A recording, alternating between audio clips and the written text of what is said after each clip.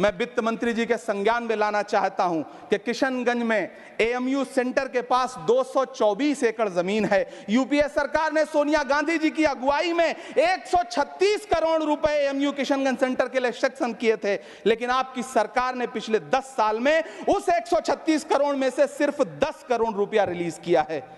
1.5 करोड़ की आबादी वाला सीमांचल बेहतर शिक्षा के लिए उस सेंटर की बाट जोह रहा है। मेरा आपसे सवाल है कि इस सेंटर का बाकी पैसा आप कब रिलीज करेंगे? मुझे उम्मीद है वित्त मंत्री महोदया जवाब जरूर देंगी। सीमांचल उसी बिहार में आता है जिसकी बैसाखी के सहारे आपकी सरकार चल रही है। वहां के लोगों को एम्स की जरूरत है। महानंदा और कोसी से होने वाली बाढ़ की तबाही को रोकने के लिए बांध बनाइए, सीमांचल के साथ सौतेला व्यवहार बंद। टूटा हुआ लश्कर का भरम देख रहे हैं, टूटा हुआ लश्कर का भरम देख रहे हैं और जिल्ले इलाही के करम देख रहे हैं।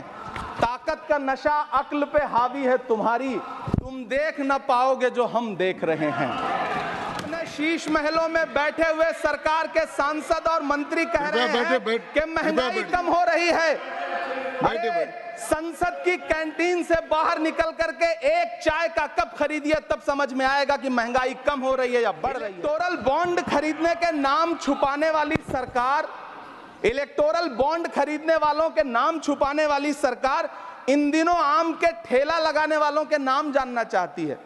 मुझे तो होटलों, ढाबों या आम के ठेलों पर नेम प्लेट लगवाने वालों से पूछना है कि कभी खून की बोतल पर देखा है किसी का नाम लिखा हुआ? मुझे पूछना है कि क्या कोरोना के दौरान अपनी उखड़ती हुई सांसों के लिए ऑक्सीजन तलाशने वाले किसी इंसान ने ऑक्सीजन लाने वाले किसी इंसान से पूछा था कि ऑक्सीजन लाने वाला इंसान हिंदू है या मुसलमान है? मुझे पूछना है कि लावारिस लाशों के लिए कोरोना में कांधा देने वाले, चिताओं के लिए लकड़ियां सजाने वाले किसी इंसान से पूछा गया था उसका नाम, उसका मजहब? लेकिन इन दिनों पूछा जा रहा है सभापति महोदय। धन्यवाद सभापति महोदय, आपने मुझे आम बजट पर बोलने का मौका दिया। Sir my time. नहीं, pause my time sir. Imran Pratapgarhi कहा गया है सर, थोड़ा सा इसकी जांच कराओ। नहीं, मैंने कहा यहाँ प्रमोद प्रतापगढ़ी भी बैठे। ये आपसी मामला है, ये खत्म होने वाला नहीं है मेरे से। इसकी जड़ें बहुत गहरी गई हुई हैं, मैं रोज देखता हूँ ये जड़ें गहरी होती जाती हैं। इमरान प्रतापगढ़ी। धन्यवाद सभापति महोदय। 83 मिनट 71 बार थपथपाई गई मेज, 14,417 शब्दों का बजट भाषण और उस बजट में अपने लिए राहत तलाशती मिडिल क्लास की हैरतजदा आंखें। सभापति महोदय, मेरे हाथों में जो दस्तावेज है दरअसल ये देश के किसानों, गरीबों, मजदूरों की उम्मीदों का स्मारक है। ऐसा लग रहा है जैसे वित्त मंत्री महोदया ने बजट नहीं तैयार किया है बल्कि प्रधानमंत्री जी की मन की बात का संकलन तैयार किया है। टूटा हुआ लश्कर का भरम देख रहे हैं, टूटा हुआ लश्कर का भरम देख रहे हैं और जिल्ले इलाही के करम देख रहे हैं। ताकत का नशा अक्ल पे हावी है तुम्हारी, तुम देख न पाओगे जो हम देख रहे हैं। वित्त मंत्री महोदया ने इस बजट में महंगाई पर सिर्फ 10 शब्द बोला है। जिस देश में टमाटर 100 रुपए किलो बिक रहा हो। सभापति महोदय, मेरा टाइम पॉज करें और बार बार इंटरप्ट करने को या तो मना करें। हाँ बोले, कृपया बोले। सभापति महोदय, वित्त मंत्री महोदया ने इस बजट में महंगाई पर सिर्फ 10 शब्द बोले हैं। जिस देश में टमाटर 100 रुपए किलो बिक रहा हो, उस देश की वित्त मंत्री के पास बजट में महंगाई पर बोलने के लिए सिर्फ 10 शब्द है। डीजल, पेट्रोल, आटा, चावल, दाल, सब्जी की महंगाई का तो कोई जिक्र ही नहीं। सावन चल रहा है तो प्याज और लहसुन का दाम पूछना तो शायद पाप होगा। मैंने तो यह भी सुना है कि वित्त मंत्री जी जो चीज खुद नहीं खाती हैं उसके दाम से उनका कोई लेना देना नहीं होता। लेकिन इस बार बजट पेश करने के लिए पार्लियामेंट आने से पहले वित्त मंत्री जी ने दही और चीनी खाई थी। अब तो उनसे ये पूछा जा ही सकता है कि उन्हें दही, दूध और चीनी का रेट तो इन दिनों पता ही होगा। क्या उसे सस्ता करवाएंगी या नहीं सस्ता करवाएंगी? अगर पता है तो कृपया सस्ता करवाइए, क्योंकि इसी चीनी ने अमेठी में एक मंत्री महोदया का राजनीतिक कैरियर कड़वा कर दिया। सभापति महोदय, अपने शीश महलों में बैठे हुए सरकार के सांसद और मंत्री कह रहे हैं कि महंगाई कम हो रही है। संसद की कैंटीन से बाहर निकल करके एक चाय का कप खरीदिए, तब समझ में आएगा कि महंगाई कम हो रही है या बढ़ रही है। किसी एक दिन अपनी किसी मजदूर की तरह अपनी दिन भर की दिहाड़ी लेकर के बाजार जाइए और अपने बच्चों के लिए राशन खरीदिए, तब पता चलेगा कि महंगाई कम हो रही है या नहीं हो रही है। यहां बैठ करके बड़ी बड़ी बातें करना आसान है। ये चूनर धानी धानी भूल जाते, ये पुरवा की रवानी भूल जाते, जो आकर 4 दिन गांव में रहते तो सारी लंतरानी भूल जाते। सभापति महोदय, इलेक्टोरल बॉन्ड खरीदने के नाम छुपाने वाली सरकार, इलेक्टोरल बॉन्ड खरीदने वालों के नाम छुपाने वाली सरकार इन दिनों आम के ठेला लगाने वालों के नाम जानना चाहती है। मुझे तो होटलों, ढाबों या आम के ठेलों पर नेम प्लेट लगवाने वालों से पूछना है कि कभी खून की बोतल पर देखा है किसी का नाम लिखा हुआ?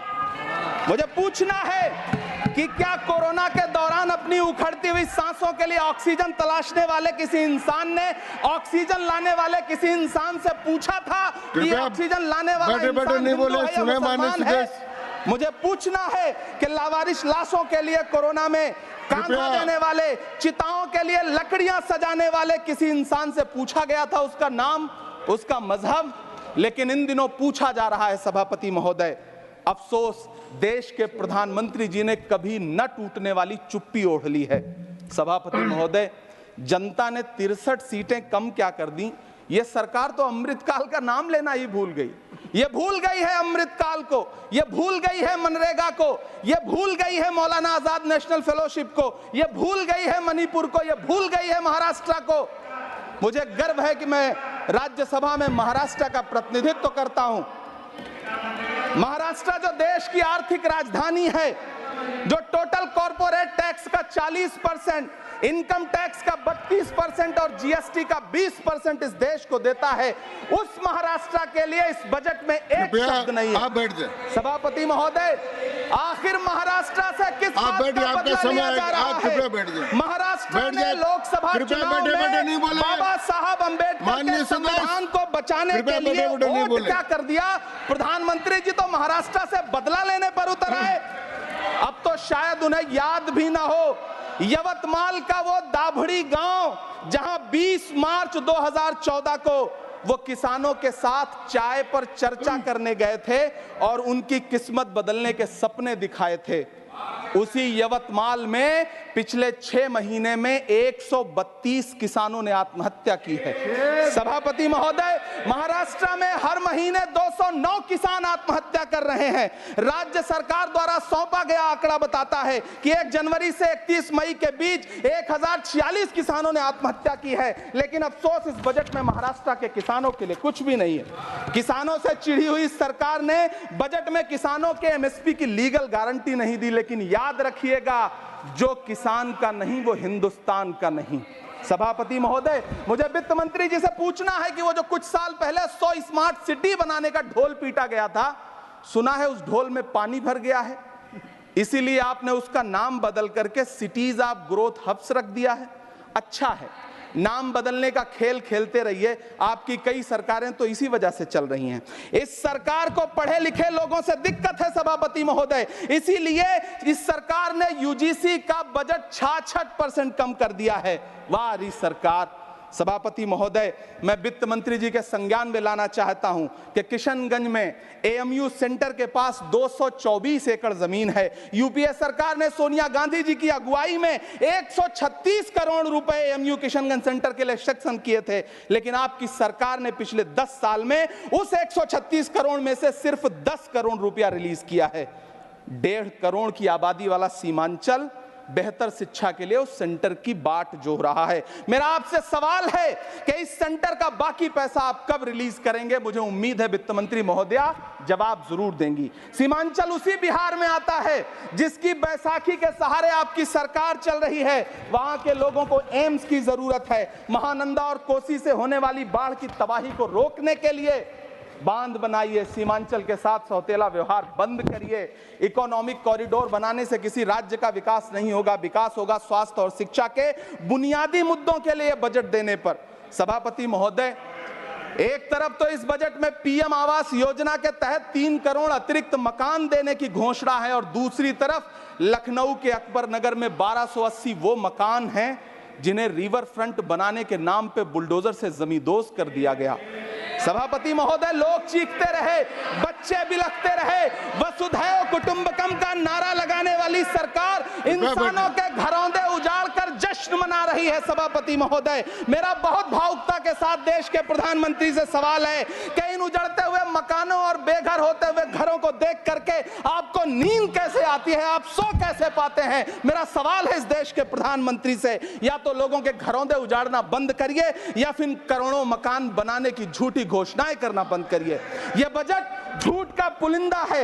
यह बजट आपके पिछले साल के बजट का कट कॉपी पेस्ट है। यह बजट हमारे चुनावी घोषणा पत्र की नकल करने की एक बेईमान कोशिश है। लेकिन कहावत है ना कि नकल के लिए भी अकल चाहिए। मेरे हाथ में एक तरफ न्याय पत्र है जो हमारा है और दूसरी तरफ अन्याय पत्र है जो आपका है। इस सरकार को आलोचना सुनने की आदत नहीं है सभापति महोदय। जब आप इनसे सवाल पूछिए तो ये शांत रहे। आप बताइए 70 साल में आपने क्या किया है? मैं तो इस सदन में कहना चाहता हूं सभापति महोदय कि हमसे 70 साल का हिसाब मांगने वालों, जो सरकार अपना चलाया हुआ 2000 का नोट 7 साल नहीं चला सकी, वो हमसे 70 साल का हिसाब मांगती है। सभापति महोदय, मैं अंत में आपसे यह कहना चाहता हूं, यह बजट बैसाखी पर टिकी हुई सरकार का कुर्सी बचाओ बजट है। इस बजट में राज्यों के साथ, किसानों के साथ, नौजवानों के साथ, महिलाओं के साथ, देश के मिडिल क्लास के साथ अन्याय किया गया है और इस अन्याय का खामियाजा आपको महाराष्ट्र, हरियाणा और झारखंड के चुनाव में भुगतना पड़ेगा। सभापति महोदय, इस सरकार ने नोटबंदी लगाकर देश की आम जनता की पूंजी छीन ली। बैठे नहीं बोले, कृपया। टैक्स लगा करके छोटे व्यापारियों के कारोबार छीन लिए, पेपर लीक करवा करके युवाओं की आंखों से नौकरी के सपने छीन लिए, अग्निवीर लाकर देश के जवानों की उम्मीदें छीन ली, बुलडोजर लगाकर लोगों के आशियाने छीन लिए, महंगाई लाकर देश की जनता की थाली से निवाले छीन लिए और नारा लगाया कि हम तो सेवक हैं, 18-18 घंटे काम करते हैं। इन्हीं लोगों के लिए किसी ने शेर कहा है कि जो सच और झूठ में दूरी है वो दूरी समझते हैं। सियासी हाकिमों की हम भी मजबूरी समझते हैं। वो अपना हक समझते हैं निवाला छीन लेने को। डकैती को बहुत से लोग मजदूरी समझते हैं। हमें पता है कि कैसी मजदूरी की जा रही है। सभापति महोदय, मैं यहाँ खड़ा होकर के अंत में आपसे कहना चाहता हूँ कि इस बजट में तमाम राज्यों के साथ अन्याय किया गया है। इस बजट में युवाओं के साथ अन्याय किया गया है, महिलाओं के साथ अन्याय किया गया है और खास तौर से महाराष्ट्र के लिए कुछ नहीं रखा गया है। महाराष्ट्र बाढ़ से जूझ रहा है। पानी बरसने से वहां 1500 से ज्यादा लोग मारे गए हैं।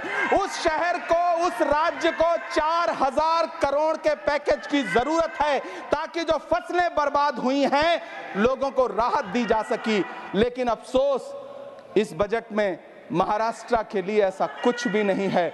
मैं आखिर में यह कहना चाहता हूं कि पिछले 7 दिन से इस बजट का बड़ा ढिंढोरा पीटा जा रहा है, इसे महान बताया जा रहा है। लेकिन कौन महान बता रहा है? सत्ता पक्ष के लोग, उन्हें तो बताना ही है।